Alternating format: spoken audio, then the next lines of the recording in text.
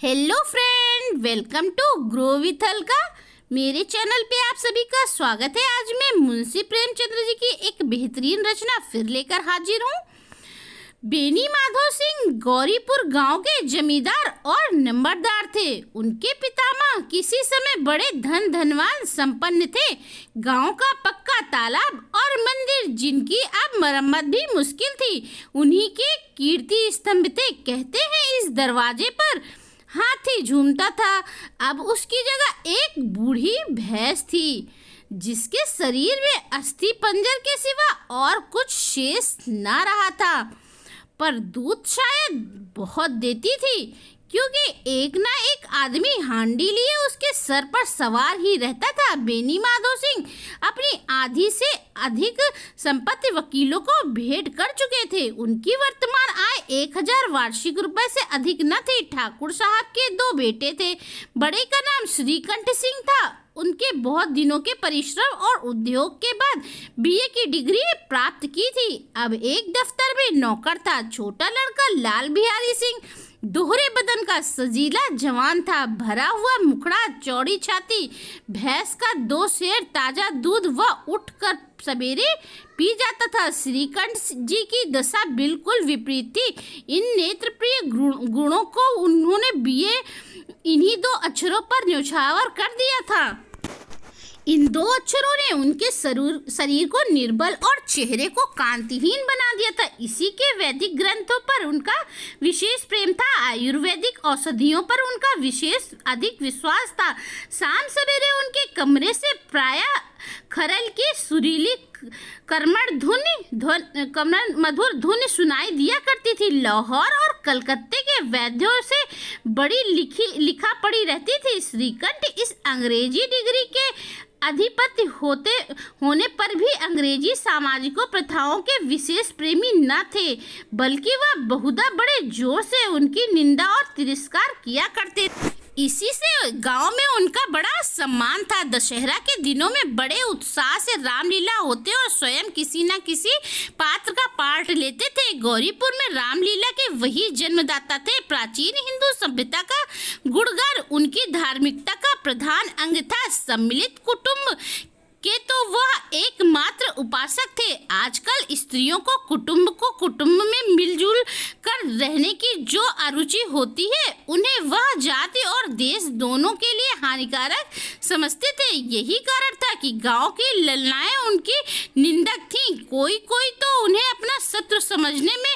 भी संकोच न करती थी। स्वयं उनकी पत्नी को ही इस विशेष में उनसे विरोध था। यह इसलिए नहीं कि उन्हें अपने सास ससुर, देवर या जेठ आदि घृणा थी, बल्कि उनका विचार था कि यदि बहुत कुछ सहने और तरह देने पर भी परिवार के साथ निर्वाह न हो सके, तो आए दिन की कलह से जीवन को नष्ट करने की अपेक्षा यही उत्तम है कि अपनी खिचड़ी अलग पकाई जाए। आनंदी एक बड़े उच्च कुल की लड़की थी।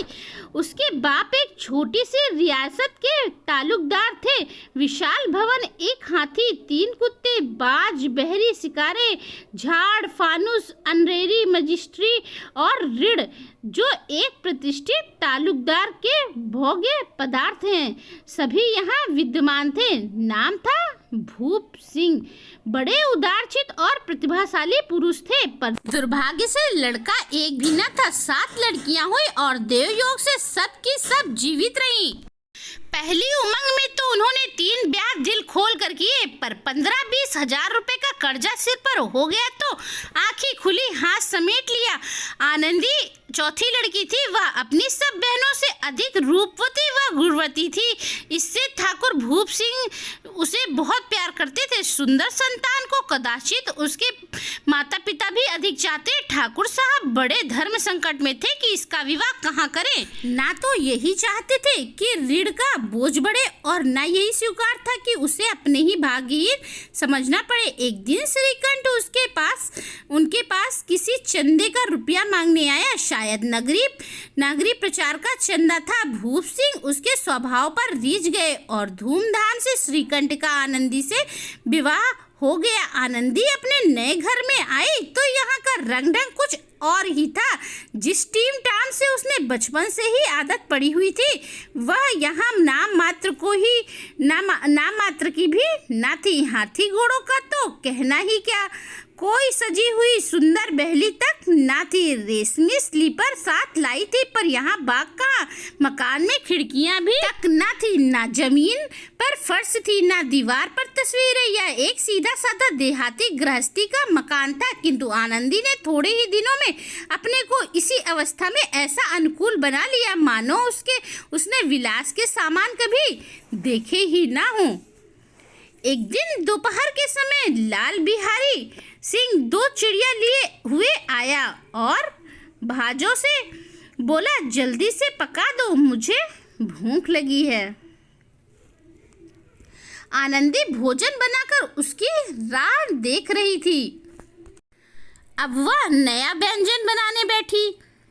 हांडी में देखा तो घी पाव भर से अधिक न था। बड़े घर की बेटी किफायत क्या जाने, उसके सब घी मांस में डाल दिया। लाल बिहारी खाने बैठा तो दाल में घी न था। बोला, दाल में घी क्यों नहीं छोड़ा? आनंदी ने कहा, घी सब मांस में पड़ गया है। लाल बिहारी जोर से बोला, अभी परसों ही घी आया था, इतने जल्दी उठ गया?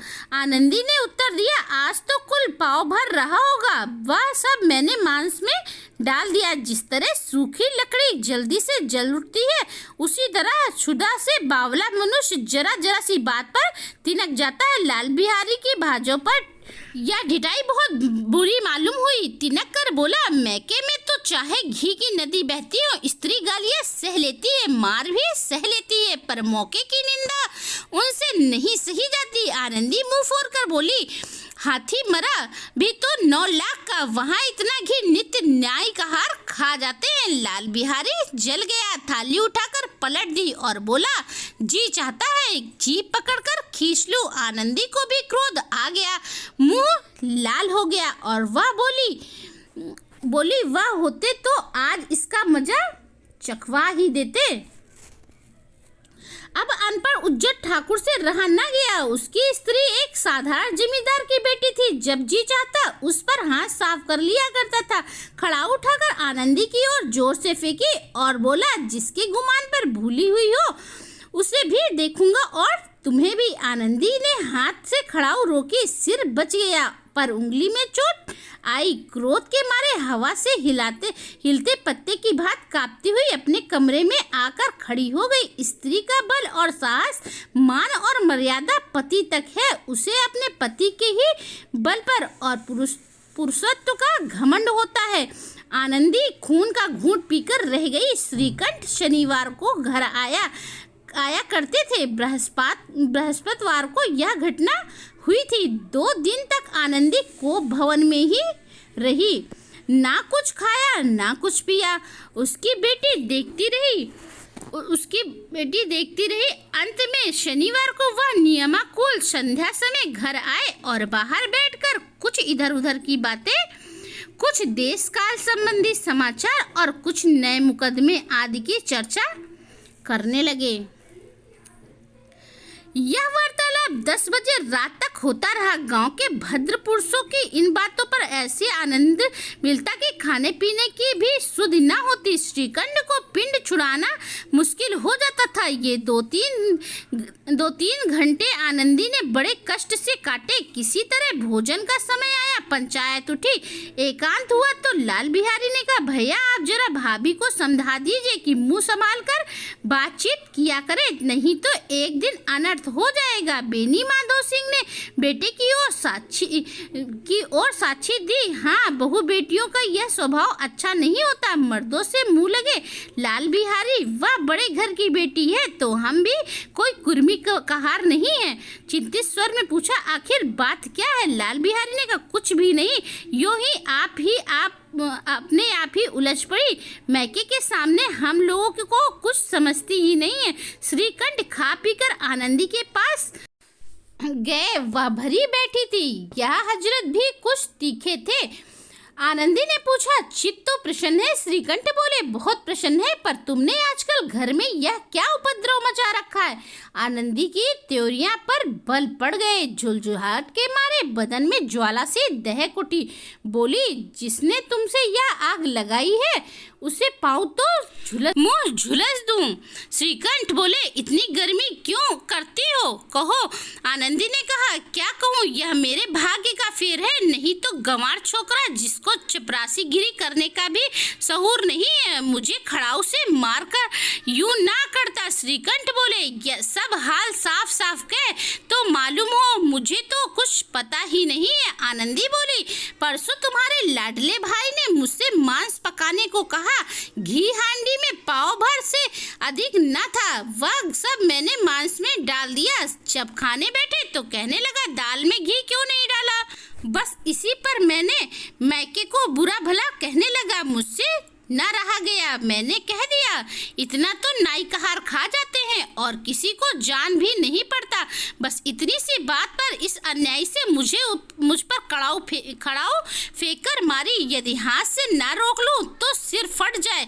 उसी से पूछो, मैंने जो कुछ कहा वह सच है या झूठ? श्रीकंठ की आंखें लाल हो गई। बोले, यहाँ तक तो हो गया, इस छोकरे का यह साहस। आनंदी स्त्रियों के स्वभाव अनुसार रोने लगी, क्योंकि आंसू उसकी पलकों पर रहते हैं।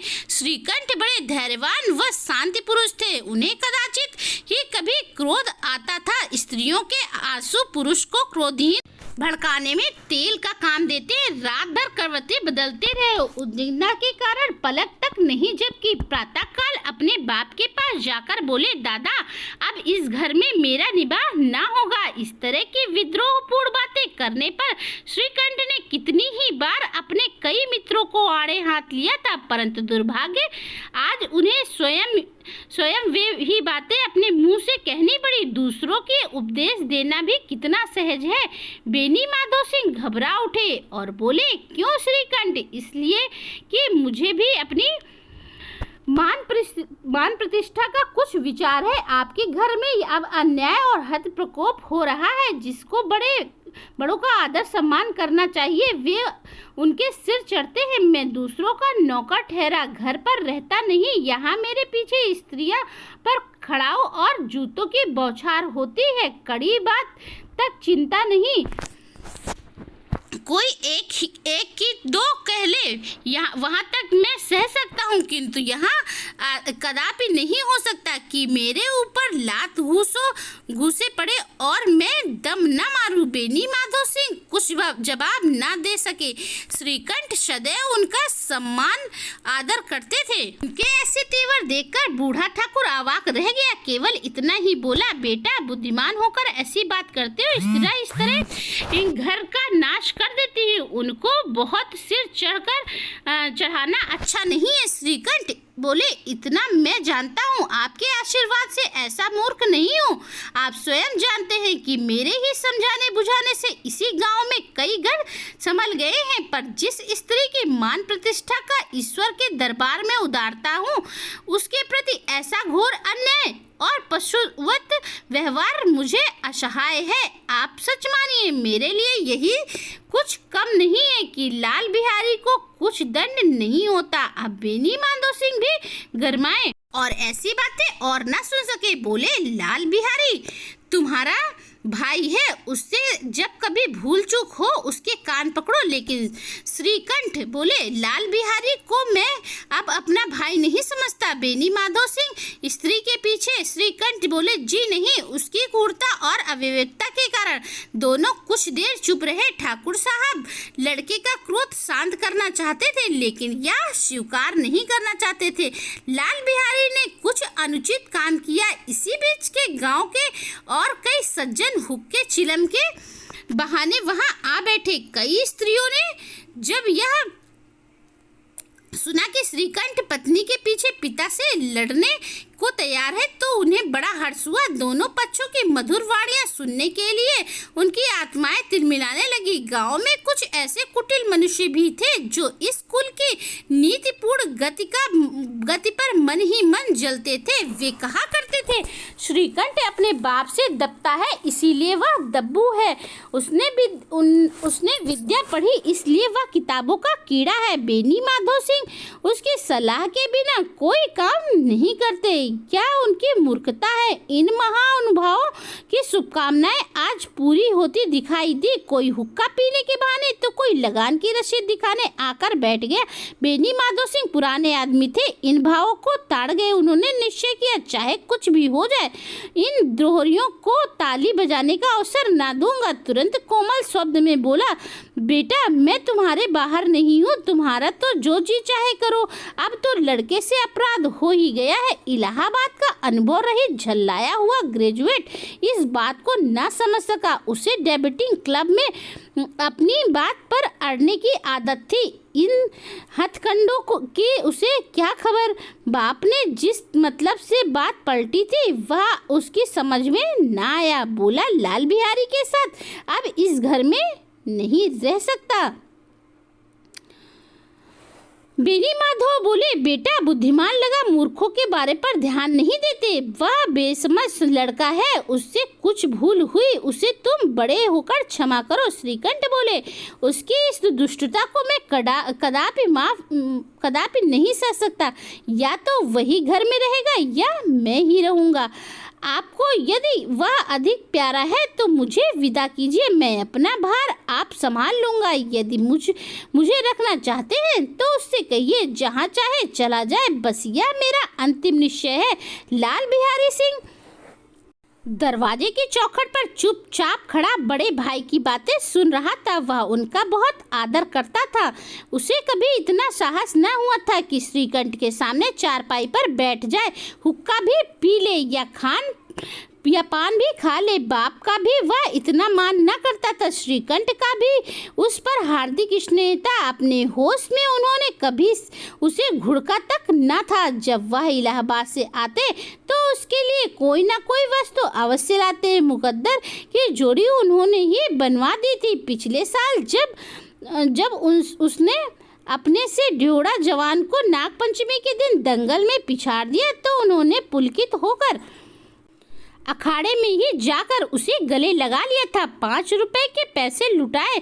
ऐसे भाई के मुख से आज ऐसी हृदय विदारक बात सुनकर लाल बिहारी की बड़ी ग्लानि हुई। वह फूट फूट कर रोने लगा। इसमें संदेह नहीं कि उस अपने किए पर पछता रहा था। भाई के आने से एक दिन पहले उसकी छाती धड़कती थी कि देखो भैया क्या कहते हैं, मैं उनके सम्मुख कैसे जाऊंगा, उनसे कैसे बोलूंगा, मेरी आंखें उनके सामने कैसे उठेंगी। उसने समझा था कि भैया मुझे बुलाकर समझा देंगे। इस आशा के विपरीत आज उसने उन्हें निर्दयता की मूर्ति बने हुए पाया। वह मूर्ख था, परंतु उसका मान कहता था कि भैया मेरे साथ अन्याय कर रहे हैं। यदि श्रीकंठ उसे अकेले में बुलाकर 2-4 बातें कह देते, इतना ही नहीं 2-4 तमाचे भी लगा देते तो कदाचित उसे इतना दुख ना होता। पर भाई का यह कहना कि अब मैं इसकी सूरत नहीं देखना चाहता, लाल बिहारी से सहा न गया। वह रोता हुआ घर आया, कोठरी में जाकर कपड़े पहने, आंखें पोंछी जिससे कोई न समझे कि वह रोता था। तब आनंदी के द्वार पर आकर बोला, भाभी भैया ने निश्चय किया है कि वह मेरे साथ इस घर में न रहेंगे। अब वह मेरा मुंह भी नहीं देखना चाहते, इसलिए अब मैं जाता हूँ। उन्हें फिर मुंह न दिखाऊंगा। मुझसे जो कुछ अपराध हुआ उसे क्षमा करना। यह कहते कहते लाल बिहारी का गला भर आया। जिस समय लाल बिहारी सिंह सिर झुकाए आनंदी के द्वार पर खड़ा था, उसी समय श्रीकंठ सिंह भी आंखें लाल किए बाहर से आए। भाई को खड़ा देखा तो घृणा से आंखें फेर ली और कतरा कर निकल गए, मानो उसकी परछाई से दूर भागते हों। आनंदी ने लाल बिहारी की शिकायत तो की, लेकिन अब मन ही मन में वह पछता रही थी।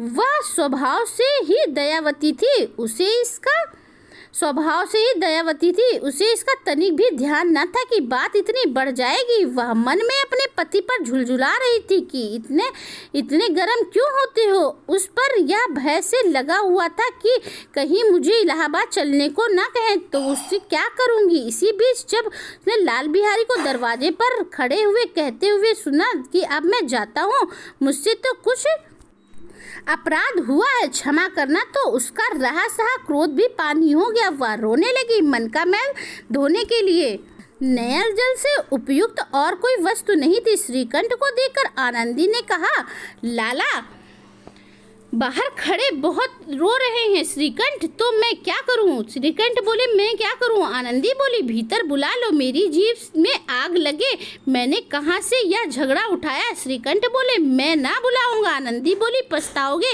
उन्हें बहुत ग्लानि हो गई है, ऐसा ना हो कहीं चल दे।